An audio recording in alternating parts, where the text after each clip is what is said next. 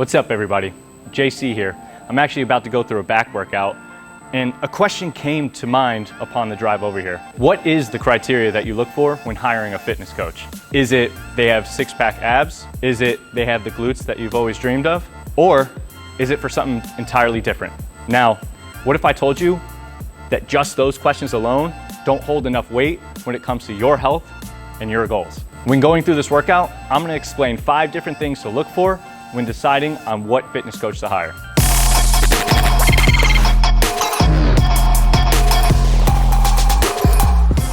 So for the first workout, I'm gonna do wide grip pull-ups. I really like these to start my workout. 1, they're extremely taxing and a complex movement. 2, they actually allow for some core stability work. And throughout this workout, I wanted to go over point number 1, okay? Point number 1 being, look for how experienced they are. Now, what do I mean by experienced? I mean, how many years have they been in the field? How many clients have they successfully coached? And what is their model behind their experience? A question I always like asking someone when deciding whether to hire them as a coach or not would be, how do you go about coaching, and how long has it been since you've learned anything new? Now let me explain. A lot of times when someone gets a certification or someone gets a degree, they stop learning, right? I've had someone come up to me and they said, I'm not even joking, this is a real true story. They said, man, do you know where another knee extension exercise is? It was at the gym I work at. And I was like, yeah, I mean, the one we have is down, but you can always do leg press, squats, walking lunges, anything to extend the knee. They said, oh no, leg extension is the only thing to tighten up the skin around the knee. Now, I was a little perplexed by that answer, to say the least. They go, listen, I've been doing this for 15 years, so that's how I know. And unfortunately, that isn't just the only thing to look for when deciding whether to hire a fitness coach. Let's go on to the next thing. Next exercise we're going to do is a dual pulley low row to help with back width. Now, the second point, outside of how their experience is and how long they've been doing this and how many people they've helped, would be ultimately, what are their qualifications?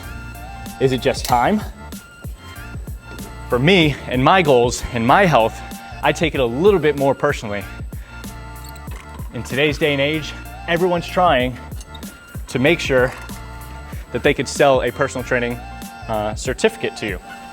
I know one of my very first personal training certificates was an 8-week-long course. And you're telling me that if I'm dealing with someone's health and fitness, that 8 weeks is all I needed, when there's some people that go through a 4-year degree and still have more to learn? That's why making sure that the individual has proper qualifications for helping you reach your individual goals is one of the most important things and is our second point here.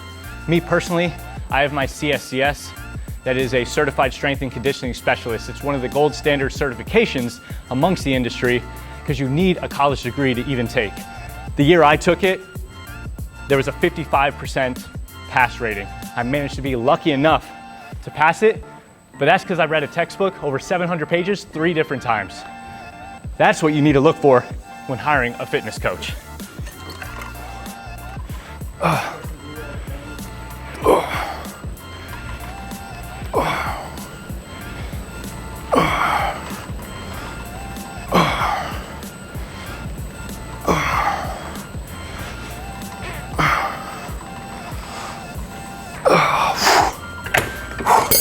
Let's go next point. For my next exercise, I'm gonna do single arm seat assisted rows, just to ensure that there is no imbalance from side to side in my physique, which brings up my third point.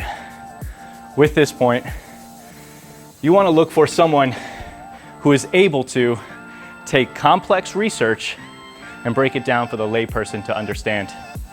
What do I mean by this? Think of a computer. If you went to get a computer fixed and someone started talking to you in all these binary, non-binary, as far as zeros and ones and programming for a computer terms, unless you had that specific expertise, you probably would not understand what they're talking about and wouldn't know how to make a decision.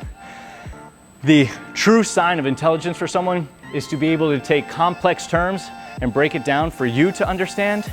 Otherwise, in my opinion, and what I've seen through the industry, they're just trying to act like they're the professional in that certain space.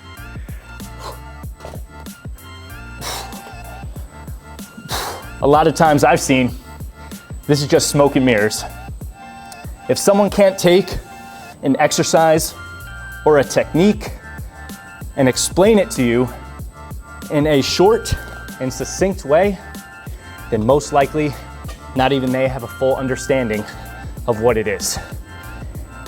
And in my opinion, when I'm working with someone, I want them to have more of an understanding than I have in regards to this. That's why I go to the professionals.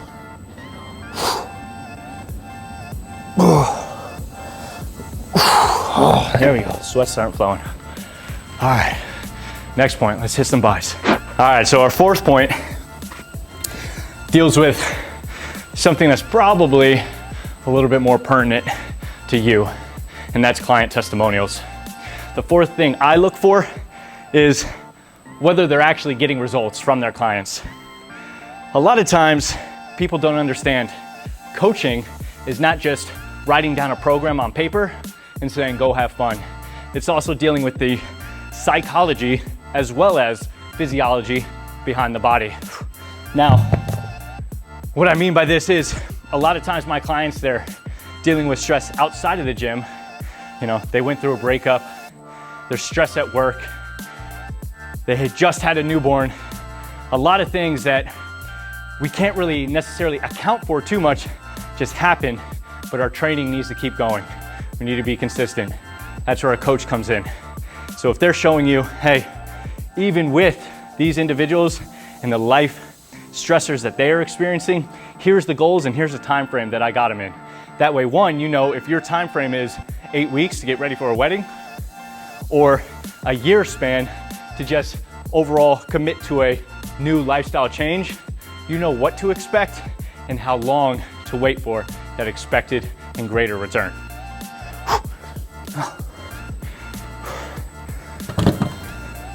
Let's go, last exercise. All right, follow me over here, it's getting hot. I'm almost done. Whew. Last thing, single arm bicep curls. I do them facing away from the cable to increase the tension. A guy named Menno Henselmans actually showed me this one.